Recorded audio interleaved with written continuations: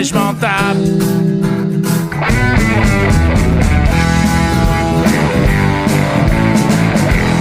Bonjour à toutes et à tous, bienvenue pour la chronique Je m'en tape, une émission dédiée à la découverte du développement personnel pour créer une vie qui vous ressemble en développant vos savoir-être. Je suis Émilie Adam, coach en développement personnel et professionnel, et je suis heureuse de vous présenter cette chronique dont le principe est de rendre accessible une notion de développement personnel et de donner des éléments concrets pour avancer. Alors c'est parti, aujourd'hui nous allons parler des phobies. Nous avons tous déjà ressenti des peurs, de l'inquiétude, de la nervosité, parfois même de la terreur pour des circonstances particulières. Et une fois que la situation est passée, nos sentiments et émotions s'évanouissent. Mais pour certains ou certaines d'entre nous, cette peur perdure de façon disproportionnée par rapport à une situation ou un objet. C'est ce qu'on appelle les phobies. Quand j'ai une phobie, je sais évidemment intellectuellement que ma peur est inappropriée par rapport à l'événement, mais le fait de le savoir ne m'aide pas à me sentir mieux, ni même à relativiser ma terreur. Au contraire, je vais même culpabiliser ou encore avoir honte face à cette peur irrationnelle. Aujourd'hui, j'ai ramené avec moi une partenaire pour m'assister dans ma chronique. Elle s'appelle Muriel. Pour vous permettre de bien vous la représenter, je vous invite à fermer les yeux. Évidemment, si vous êtes en train de conduire, ne fermez pas les yeux. Muriel a un corps massif recouvert d'un épais pelage de poils noirs et bruns. Cela lui donne un air sombre et menaçant. Elle mesure 20 cm de diamètre. Ses 8 gigantesques pattes délicatement recouvertes d'épines lui permettent de se déplacer silencieusement pour bondir sur sa prochaine proie. Ses yeux multiples, noirs et brillants disposés sur le devant de sa tête lui permettent d'avoir une vision panoramique à 360 degrés, lui permettant de scruter son environnement à la recherche de sa prochaine victime à dévorer. Ses crochets aiguisés sont capables de transpercer la chair et de libérer un poison mortel qui peut faire crier de douleur même les plus courageux. Vous l'aurez compris, Muriel est une tarentule. Lorsque je vois Muriel, l'objet ultime de ma phobie, mon corps ressent de nombreuses réactions. Je sens mon rythme cardiaque qui s'accélère, j'ai du mal à respirer, mes mains sont moites, mes pupilles se dilatent, ma vision se trouble, je ressens une terreur absolue et un danger de mort imminente. Si, je vous assure, selon mon système, Muriel peut me dévorer toute crue. Et au-delà des réactions physiologiques, ma phobie Muriel va également impacter mon comportement puisque je vais rentrer dans des techniques d'évitement pour ne plus avoir besoin d'être confronté à elle. Pour ça, je vais peut-être même être prête à modifier une partie de ma vie, comme ne jamais aller dans le bassin méditerranéen pour éviter de croiser Muriel ou ses copines. De la même manière, si j'ai la phobie de conduire, je vais m'arranger pour ne jamais avoir besoin de prendre la voiture. Je vais toujours trouver des excuses ou des stratégies qui vont m'éviter d'avoir à conduire. Et comme j'ai honte de ça, je vais peut-être même éviter d'en parler à mon entourage ou mentir pour éviter d'avoir à en parler.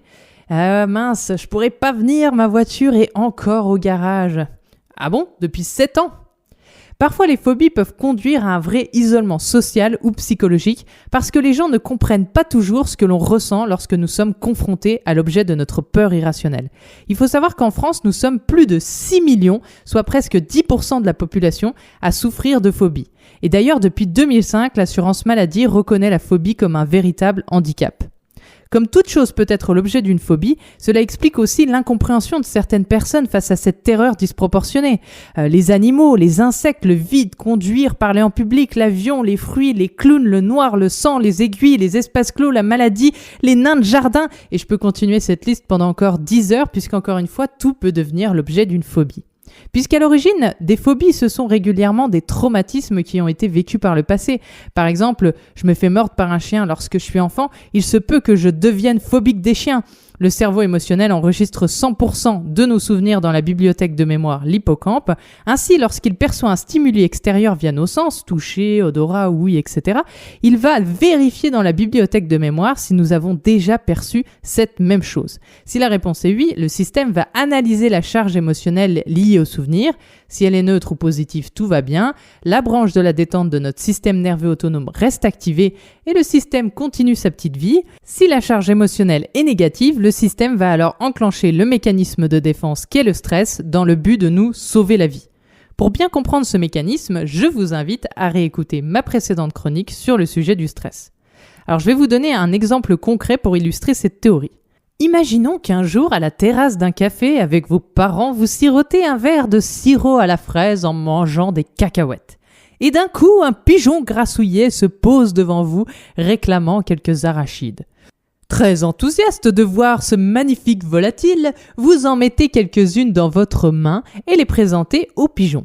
Ce charmant animal a malheureusement des problèmes de vue ou des tendances carnivores et décide de picorer votre main plutôt que les cacahuètes. Votre cerveau enregistre ce souvenir dans l'hippocampe et y ajoute une émotion, terreur, et une croyance, les pigeons veulent ma mort. Évidemment, toute personne vivant la même expérience ne va pas enregistrer les mêmes émotions ou croyances associées. À partir de ce moment-là, à chaque fois que votre système va percevoir un pigeon grassouillet, il va faire un aller-retour dans la bibliothèque de mémoire et le percevoir comme une menace au vu de ce qu'il a enregistré. Il va donc enclencher le mécanisme de défense qu'est le stress dans le but de vous sauver la vie face à ce pigeon machiavélique qui n'a comme seul dessein dans la vie que de vous dévorer tout cru. Le système va alors enclencher 3 mécanismes de défense. La fuite, vous vous sauvez sans payer de la terrasse du café. L'attaque, vous agitez les bras et hurlez pour faire peur aux pigeons, qui ne bougent pas d'un pouce, mais par contre, vous allez faire vraiment peur aux gens autour de vous. Ou faire le mort, vous restez paralysé face à cette menace ailée. Et c'est ça qui nous fait adopter des comportements qui peuvent sembler absurdes face à notre objet de phobie. Enfant, j'avais très peur des araignées, et même ces gracieuses faucheuses que nous connaissons tous, inoffensives au possible, me terrifiaient littéralement, à tel point que je repérais toutes les araignées présentes dans la maison et qu'il m'était impossible de dormir dans ma chambre si j'avais repéré la présence de cette affreuse bête. Je me mettais à hurler en m'échappant de ma chambre ou encore en me retrouvant régulièrement debout sur une chaise, tremblante pour échapper à ce terrible arachnide se baladant au sol. Quelqu'un qui n'a pas peur des araignées ne les voit même pas, ou disons plutôt que son système ne s'y attarde pas parce que pour lui, ce n'est pas une menace et donc pas la peine de mettre en priorité l'analyse de cette chose. Notre système est vraiment incroyable car il perçoit tout notre environnement, mais pour éviter de nous saturer, il va se concentrer sur un certain nombre d'informations. C'est d'ailleurs avec ça que jouent les magiciens et illusionnistes. Désormais, quand vous rencontrez quelqu'un qui vit une phobie, ne minimisez pas sa peur parce que pour son système émotionnel, elle est littéralement en danger de mort. Les phobies peuvent également être transmises par nos parents. En les voyant réagir face à certaines choses, mon système va considérer que cette chose est une menace, même s'il n'a pas vécu d'expérience négative avec. Et puis, il y a aussi ce qu'on appelle les phobies complexes. J'ai peur de quelque chose sans pour autant avoir vécu d'expérience négative avec, mais en vrai, ce n'est pas cette chose qui me fait peur, c'est quelque chose qui s'est passé en même temps et ma peur s'est déportée sur autre chose. Vous m'avez suivi ? Moi non plus. Par exemple, j'ai peur des chats, mais je n'ai aucune expérience négative avec ce félin et enfin, j'en avais même un. Mais du jour au lendemain, j'ai commencé à en avoir peur. Parce qu'un soir, mes parents se sont disputés beaucoup plus fort que d'habitude. Le chat était juste devant moi et mon système a associé la peur que j'ai ressentie pendant cette dispute avec le chat. Ou encore, j'ai peur des araignées parce que quand j'étais petite, papa m'enfermait dans la cave et que dans cette cave, il y avait des muriels. Et aussi du pinard, c'est grâce à ça que j'ai survécu. À cet endroit-là, je n'ai pas peur des chats, mais j'ai peur que mes parents se séparent par exemple. Ou encore, je n'ai pas peur des araignées, mais que papa m'enferme à nouveau dans cette cave. Heureusement, la bonne nouvelle du jour, tadadam, c'est qu'il existe des solutions pour résoudre les phobies. Il y a notamment ce qu'on appelle la thérapie par l'exposition.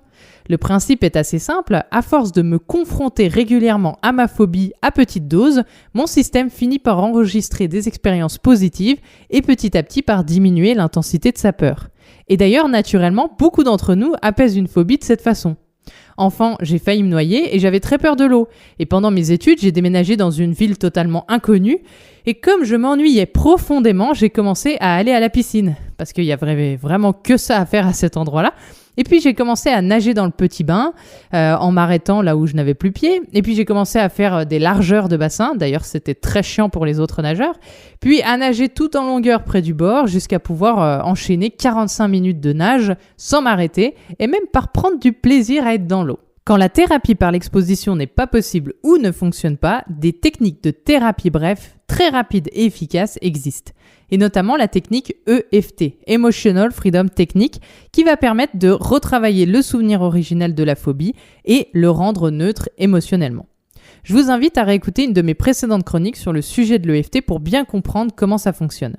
Mais en 2 mots, la technique consiste à stimuler des points sur le corps et les mains, Cette stimulation va permettre l'activation de la branche de la détente dans notre système nerveux autonome. Reprenons la peur des pigeons en guise d'exemple. Si j'accompagne quelqu'un qui a cette problématique, je vais l'inviter à se concentrer sur le souvenir de ce jour où elle s'est fait becqueter par un pigeon. Cela va engendrer de la peur puisque son système émotionnel ne fait pas la différence entre la réalité, l'imaginaire, le passé, le présent ou encore le futur. Lorsque nous ressentons des émotions comme la peur, la tristesse, la colère ou toute autre émotion dite basse, la branche du stress s'active. Et si nous ressentons des émotions neutres ou hautes, joie, amour, gratitude, la branche de la détente s'active. Ensuite, je vais inviter la personne à stimuler les différents points de la technique EFT, ce qui va permettre d'activer la branche de la détente. Puis, je reconcentre la personne sur le souvenir, ce qui active la branche du stress. Puis, je lui propose de stimuler à nouveau les points de la technique EFT, ce qui active la branche de la détente, et ainsi de suite jusqu'à créer une incohérence dans le système. Un peu comme un bug. Et le souvenir de ce pigeon va devenir neutre émotionnellement, car il est associé à la branche de la détente. Ainsi, quand la personne verra un pigeon et que son système ira analyser dans la bibliothèque de mémoire les souvenirs en lien avec ce volatile et qu'il y trouvera la fois où la personne s'est fait becqueter la main, il n'activera pas la branche du stress puisque ce souvenir est devenu neutre émotionnellement. C'est une technique particulièrement efficace et incroyablement rapide pour apaiser les phobies, qu'elles soient simples ou complexes, acquises ou transmises. Et même quand la personne n'a pas le souvenir originel de sa phobie.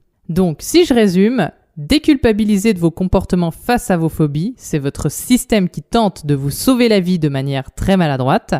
Heureusement, aujourd'hui, il existe des techniques pour apaiser une phobie. Vous pouvez tenter des petites expériences pour créer des souvenirs de plus en plus positifs avec l'objet de votre phobie, ou alors faire appel à quelqu'un pour travailler avec une technique de thérapie brève. En attendant, je vais faire des papouilles à Muriel. Merde, Muriel, elle a disparu. Oh, je vous souhaite une bonne expérimentation et on se retrouve bientôt pour une prochaine chronique, je m'en tape. Je m'en tape. Je m'en tape. C'est comme ça et je m'en tape.